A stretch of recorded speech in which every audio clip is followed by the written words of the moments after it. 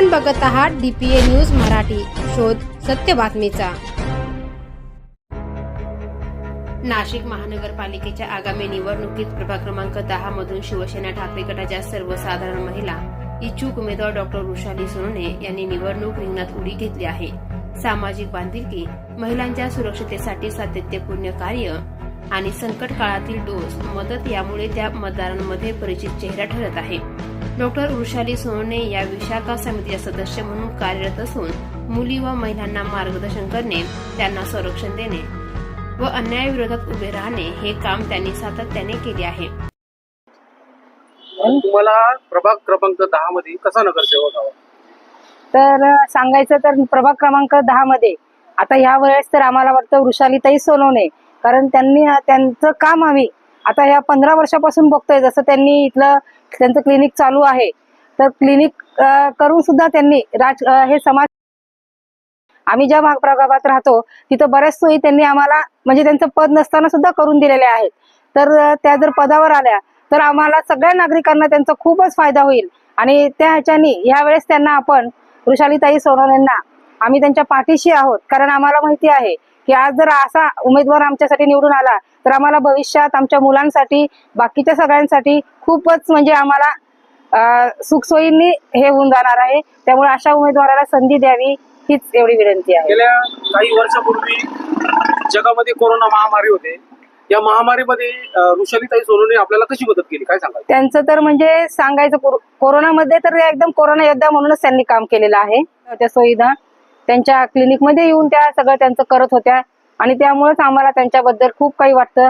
त्यामुळे वृषालीताईंबद्दल आम्हाला सांगायचं की पण आज पुढे जर त्या आल्या तर ह्या पदावर आल्या तर निश्चितच आमचा खूप विकास होईल हे आम्हाला माहिती आहे। हो, कारण की आपल्या कुठल्याही याच्या समस्यांमध्ये आपण त्यांना फोन लावला की त्या आवर्जून येतात, धार्मिक कार्यक्रमांमध्ये सहभाग त्याही घेताना आपल्यालाही सपोर्ट करता। आपण कधी असं काही सांगितलं की इथे लाईटीचा प्रॉब्लेम आहे तर त्या तत्काळ तो प्रॉब्लेम सॉल्व्ह करता, किंवा आपल्या इमर्जन्सी जरी काही राहिलं एक डॉक्टर म्हणून पण त्या अर्ध्या रात्री जरी कॉल केला की मॅडम प्रॉब्लेम आहे, ते आपल्याला सपोर्ट करतात। एक सपोर्ट आहे आणि एक चांगला नागरिक म्हणून ते आपल्याला प्रभाग क्रमांक 10 मधून निवडून आल्या पाहिजे। त्यांनी आपल्याला कशा प्रकारे सहकार्य केले त्या काळात? त्यांनी म्हणजे त्या टायमात तर कुणी घरी जात पण नव्हतं, पण त्या स्वतः घरी येऊन स्वतः ट्रीटमेंट करत होत्या। ऑक्सिजन लागलं त्यांना ऑक्सिजन दिलं, किंवा मेडिसिन हव्या होत्या तिथे मेडिसिन उपलब्ध करून दिल्या।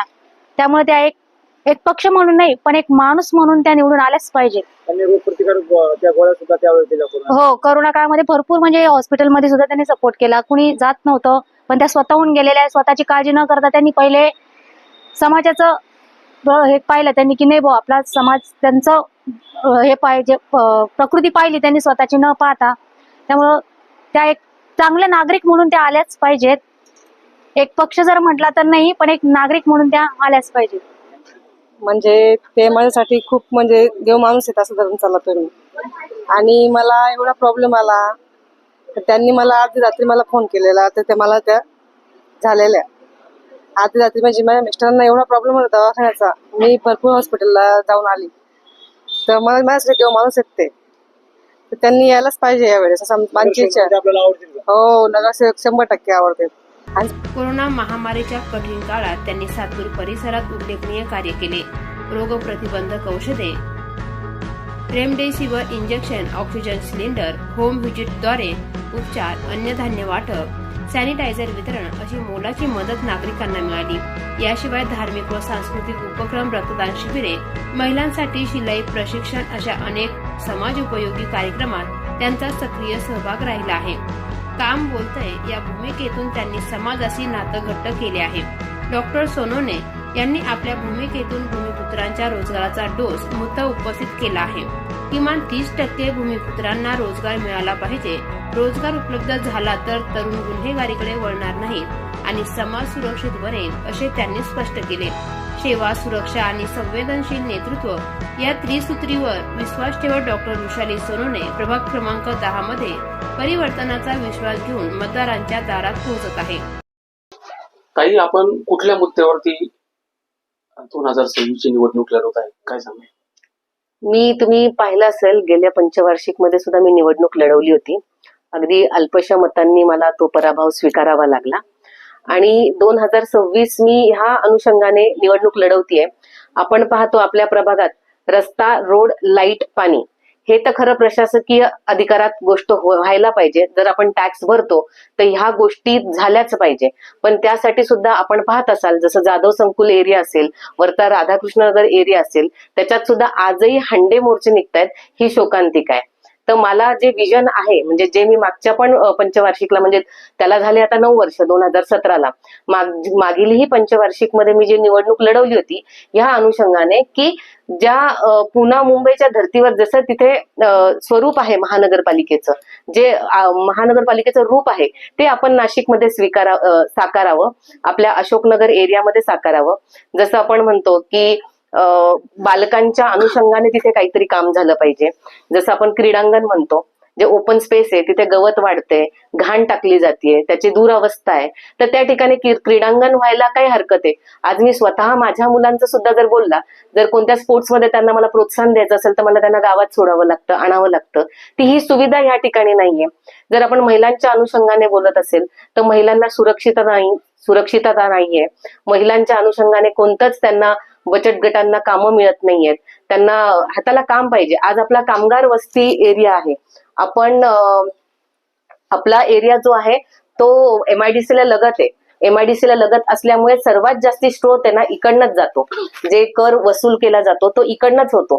तर आपला सातपूर एरिया का एवढा वंचित आहे, त्या अनुषंगाने मी ही निवडणूक लढतीये की महिलांना सुद्धा काहीतरी आपण केलं पाहिजे. आणि आपण पाहतो पुणे मुंबईच्या एरियामध्ये जसं नाना नानी पार्क आहे, आपले जे वृद्ध आहेत ते रस्त्यावर असे कोपऱ्याने काठी धरून कुठेतरी चालत असतात. तर त्यांच्या अनुषंगाने सुद्धा इथे विकास झाला पाहिजे. म्हणजे विजन आमचं खूप मोठं आहे, पण आपण रस्ता, रोड, लाईट, पाण्यामध्येच अडकलेलो आहे. ह्याच्या पलीकडे जाऊन मला आपला हा जो परिसर आहे हा सुधारायचा मी मानस केलेला आहे.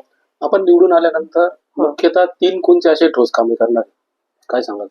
मुख्य कामे जे आहेत रस्ता, रोड, लाईट, पाणी हे तर मला द्यायचंच आहे.